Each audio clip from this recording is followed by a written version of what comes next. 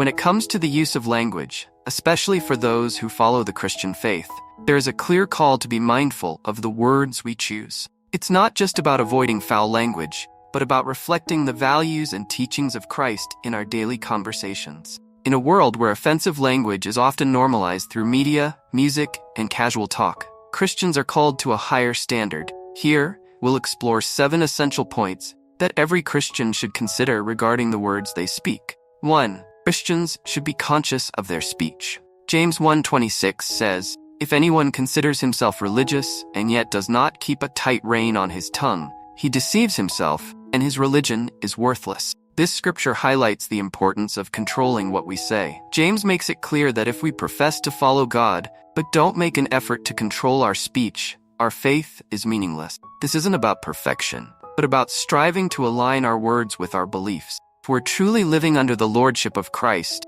that should be reflected in our speech. James isn't one to sugarcoat the truth. He presents it plainly. If someone claims to be devoted to God, yet lets harmful or unwholesome words spill from their mouth, they're only deceiving themselves. It's a hard truth, but one that challenges us to evaluate the authenticity of our faith. James' message is that faith without works, or in this case, faith without disciplined speech, is dead. So as believers, we should make a conscious effort to be mindful of our words, because they are a reflection of who truly governs our hearts. 2. The power of the tongue. James 3:4-6 draws a comparison between the tongue and a ship's rudder. Although small, a rudder controls the direction of a large vessel, and similarly, the tongue, though tiny, has immense power. James describes the tongue as a fire, capable of setting an entire forest ablaze. It can defile the body and ignite the course of life with destructive consequence, fueled by the fires of hell itself. This passage emphasizes the profound influence our words can have. Just as words led to the corruption of Satan, they also played a role in the fall of man. It was through the serpent's deceptive words that Eve was misled, leading to sin entering the world. Words also led to the crucifixion of Christ, and have been used throughout history to incite violence and hatred, such as in the atrocities of the Holocaust. Therefore, Christians must recognize the power their words hold. They can either build up or destroy, reflecting either the light of Christ or the darkness of evil.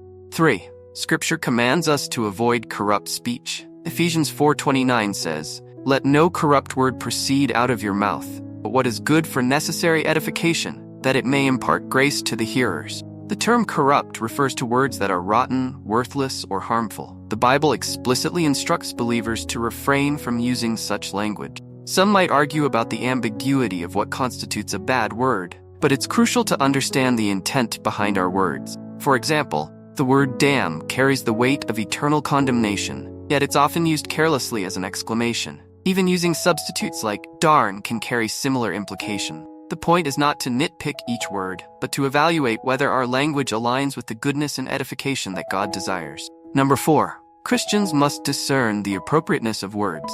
1 Thessalonians 5:21-22 advises believers to test all things, hold fast what is good, abstain from every form of evil. This means we must thoughtfully consider whether our words are appropriate, seeking God's guidance in the process. A practical approach might be to consider how you would feel if a child you were responsible for imitated your language. If you wouldn't want them to use a certain word, it's a good indication that it might not be appropriate for your vocabulary either. But ultimately, it's about seeking wisdom from God and His Word to determine what language honors Him. 5. Do not take God's name in vain. Exodus 20:7 instructs, "You shall not take the name of the Lord your God in vain, for the Lord will not hold him guiltless who takes his name in vain." This commandment underscores the importance of respecting the name of God. It's positioned high in the Ten Commandments, even before prohibitions against murder or adultery, which shows how seriously God views this issue.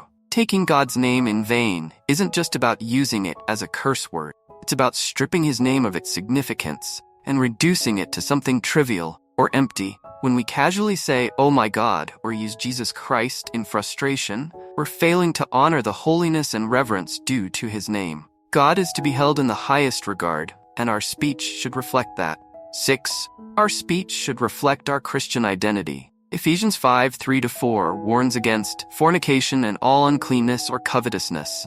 Let it not even be named among you. Neither filthiness, nor foolish talking, nor coarse jesting, which are not fitting, but rather giving of thanks. Paul is clear that Christians should avoid all forms of impure speech and instead use their words to give thanks and uplift others.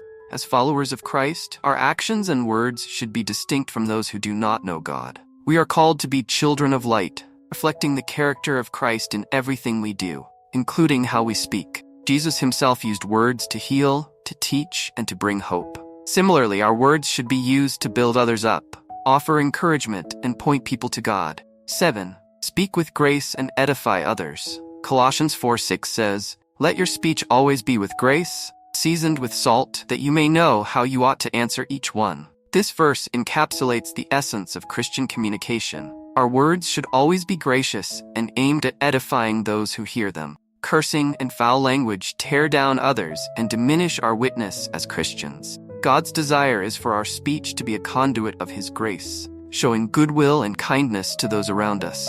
To speak with grace, we must first receive and understand the grace God has given us. Only then can we truly offer it to others through our words. In conclusion, our speech is not just a trivial matter. It's a reflection of our relationship with God. As Christians, we are called to a higher standard, one that mirrors the character of Christ. By controlling our tongue, we not only honor God, but also become vessels of His grace to those around us. Let us be mindful of the power of our words and strive to use them in a way that glorifies God and builds up His kingdom.